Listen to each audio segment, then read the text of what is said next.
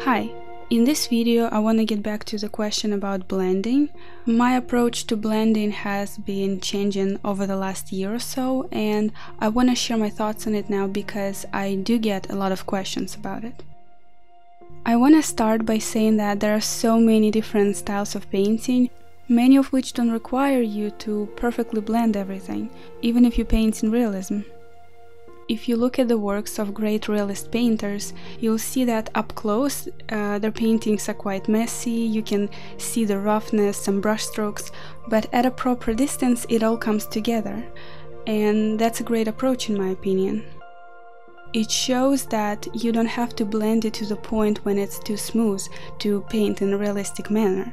In fact, if you overblend, your subject can start looking artificial and not as real.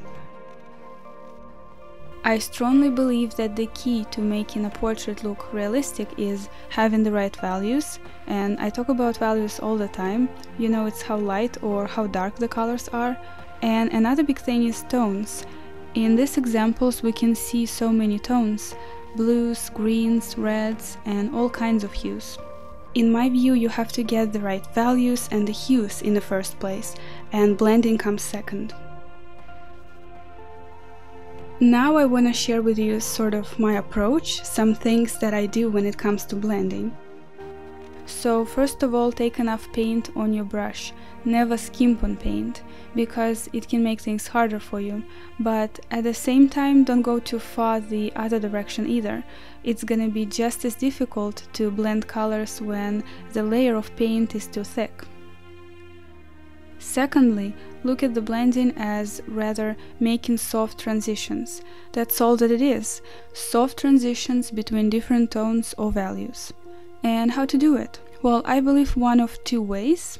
Put a mid-tone color in between the colors you need to blend, kind of like this. Or just softly push one color into another, creating a transition that way. Whether you do it with a small brush, like sometimes you see me do in my real-time painting videos, or bigger brushes, it doesn't really matter. Find what works better for you. And the last point I want to make is try to touch the surface very lightly, like sliding the brush on top of paint that mixes colors a bit more in a certain area. No pressure on the brush whatsoever.